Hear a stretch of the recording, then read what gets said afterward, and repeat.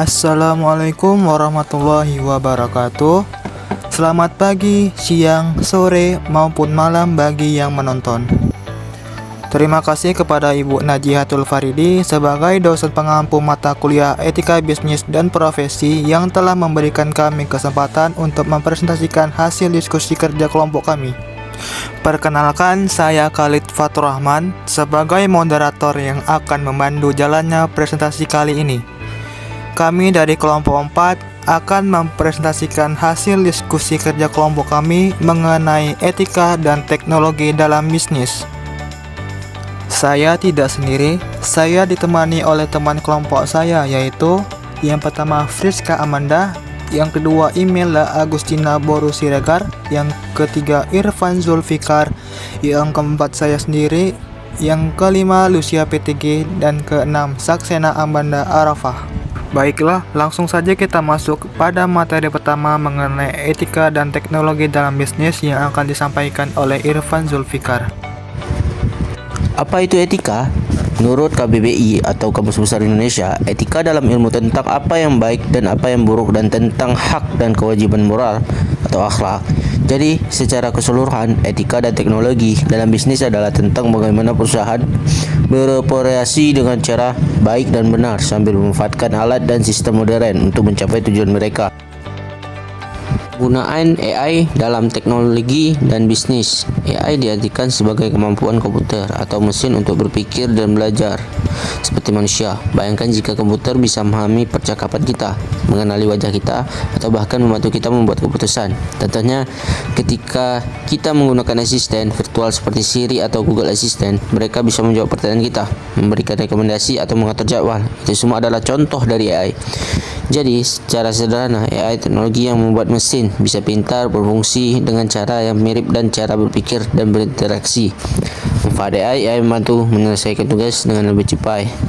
Manfaat keduanya, AI menjawab pertanyaan pelanggan lebih cepat dan konsisten. Tantangan AI, banyak pekerjaan diganti dengan AI. Jika data hasilnya tidak netral, AI bisa diskriminatif.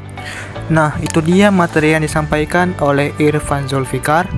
Slide selanjutnya akan disampaikan oleh Imelda Agustina Boru Siregar. Big Data adalah kumpulan data yang sangat besar, beragam, dan kompleks yang dihasilkan dari berbagai sumber. Big Data dapat mencakup data terstruktur, semi-terstruktur, dan tidak terstruktur. Big Data digunakan untuk menargetkan iklan berdasarkan data pengguna, menganalisis tren pasar untuk meningkatkan keuntungan, dan digunakan dalam kesehatan untuk prediksi penyakit. Adapun isu etika dalam Big Data diantara lain, pengguna sering tidak tahu bahwa data mereka dikumpulkan.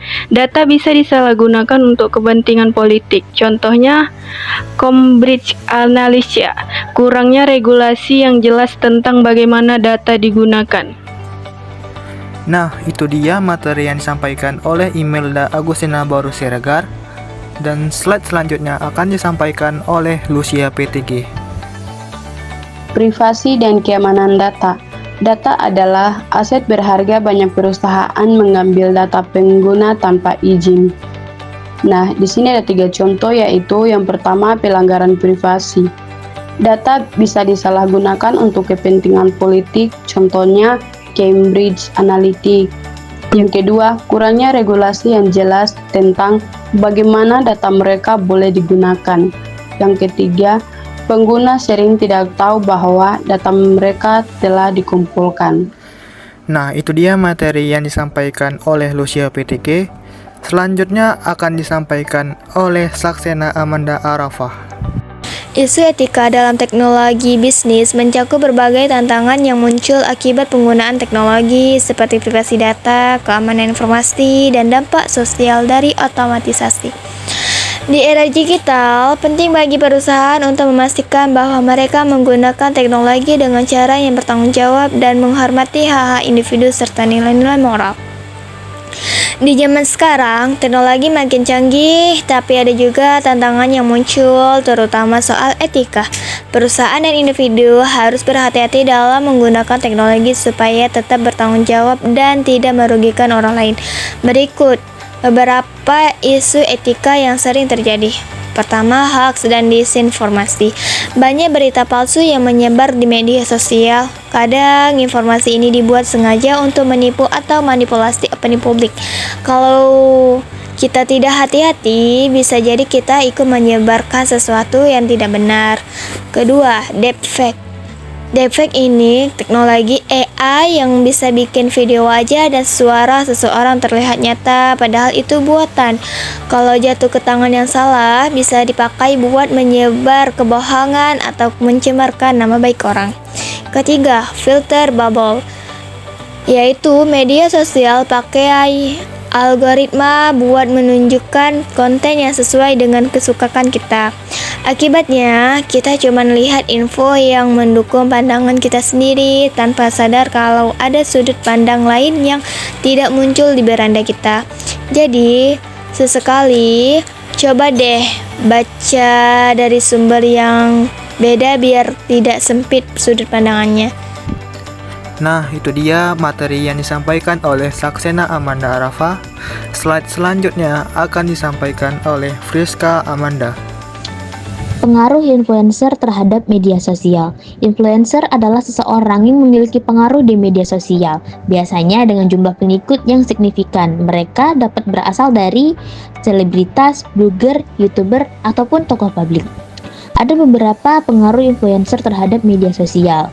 Yang pertama ada meningkatkan kesadaran merek, membangun kepercayaan, mendorong interaksi, dan membuat konten-konten yang menarik, sehingga pengikut mereka akan tertarik pada produk yang mereka pasarkan.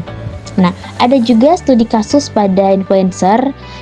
Seseorang food blogger berinisial SC mereview produk berinisial CM yang menimbulkan banyak pro dan kontra, sehingga beberapa yang menanggapi menyampaikan bahwa si inisial SC sengaja berusaha menjatuhkan usaha milik si CM, dan si CM juga merasa dirinya dirugikan atau bisa dibilang seperti menjatuhkan usahanya, karena ada beberapa kendala yang ada di produk milik si CM ini, tetapi si inisial SC ini tidak mengkonfirmasi kepada pemilik produk dan dia langsung mengubris, mempublikasikan produk tersebut tanpa ada konfirmasi dari pemilik produk. Makanya si inisial CM ini merasa bahwa usahanya ini sedang dijatuhkan. Nah, solusinya apa? Solusinya yaitu influencer tersebut harus terlebih dahulu konfirmasi kepada pemilik usaha jika ada kendala dalam produk tersebut, baru dipublikasikan dan dipromosikan. Nah, seperti itulah lebih kurang contoh influencer-influencer yang perlu ditiru, karena sebagai influencer kita bukan hanya saja mempromosikan suatu produk, kita juga harus menggiring penonton, pengikut, dan juga viewers kita untuk melihat produk apa yang sedang kita pasarkan. Sekian penyampaian materi dari kelompok kami. Terima kasih kepada Ibu dan teman-teman yang sudah menonton presentasi kami hingga selesai. Maaf apabila ada kesalahan dan kekurangan. Terima kasih. Wassalamualaikum warahmatullahi wabarakatuh.